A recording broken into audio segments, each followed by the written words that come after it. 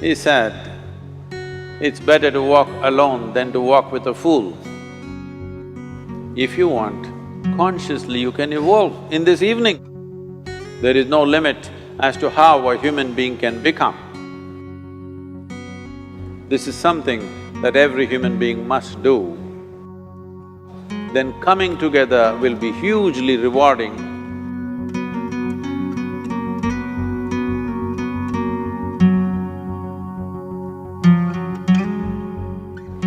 When Gautama, the Buddha, was asked, is it better to walk alone or in company? He said, it's better to walk alone than to walk with a fool. Well, that's him, not me. He was quite sure that only a fool will walk with you. So he said, it's better to walk alone than to walk with a fool. Certain lore in this country says, when you want to do a short and quick journey, walk alone. When you want to do a long journey, walk in company. But the important thing is, who is walking with you? Not always being together is a good thing. Many times, being together can be a nuisance. So, first and foremost, unless you are a twin, even then, we come alone and we go alone. If one does not know how to be by himself or herself, then being together can be a lot of nuisance. We are referred to as human beings. Human beings means every other creature is what it is simply because of what it does. But a human being can simply be, which is a unique quality of the human being, that we can simply be, that we are not compulsive action, that's what it means. Our action is conscious and judicious. But generally, when people get together, generally, people are in compulsive action. It can be an association where there could be a purposeful action, or it can be a gang where there can be more purposeful action, or it can be a crowd which can be a compulsive action. So essentially, to be human means we have reached that point of evolution within ourselves that if we wish, we can simply sit here, just be. We can consider as to what action to take and what not to take. This is definitely individual. When individuals come together, we say, it's we in plural, but still it is individuals who have to come together. To be an individual means you are not further divisible. That means you're just one. People find different ways to divide themselves within themselves. In India, with 8,000–10,000 years of cultural history, we have invented various words to divide ourselves. It's very common for people to talk in terms of Atma, Paramatma, Ahankara, this one and that one. But every culture has this in their own way. When things are going right, when good things are being done, if you ask people, they say, yes, I did it.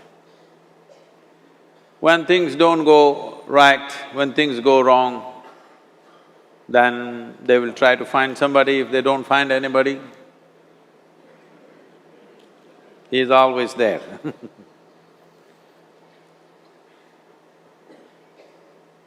When they are very wonderful, of course they take pride in being how wonderful they are. When they turn nasty, they say, "It was my ego." Mr. Ego is always a fall guy. So individual means, but if I'm wonderful, it's me. If I'm nasty, it's me. All of you. Are you 24 hours wonderful? Hello? Are you 24 hours wonderful? No, sometimes wonderful, sometimes nasty, sometimes beautiful, sometimes ugly. It's okay. If we understand it is me who is capable of being absolutely wonderful and it is me who is capable of being absolutely nasty another moment, then gradually the number of moments of nastiness will keep on receding. If I see what is wonderful is me, what is nasty is… In India we have many words, it's my karma, what can I do? Now, you must fix this. Being an individual is very important, that means you're not further divisible. If I'm wonderful, it's me, if I'm nasty, it's me. If I succeed, it's me, if I fail, it's me. You have to fix this. I'm just asking you a simple question. Within this, how many people? Hello? How many people within you? One, two? Only one. If you're one, you're normal human being. If you're more than one, you're either schizophrenic or you're possessed. You either need a psychiatrist or an exorcist. But you will see whenever things don't go right, another guy will pop up from somewhere. So, becoming an individual means you killed all those pop-ups and just said, "This is me." This what is me has many dimensions. If I don't see this is an individual, I cannot divide this further, then transformation will not happen.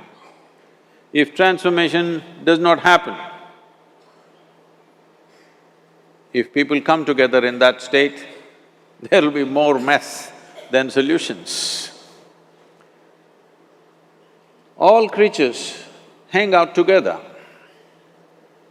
Whether it is various wild creatures, most of them hang out together. Even monkeys who are just one step behind us, they are also in bunches.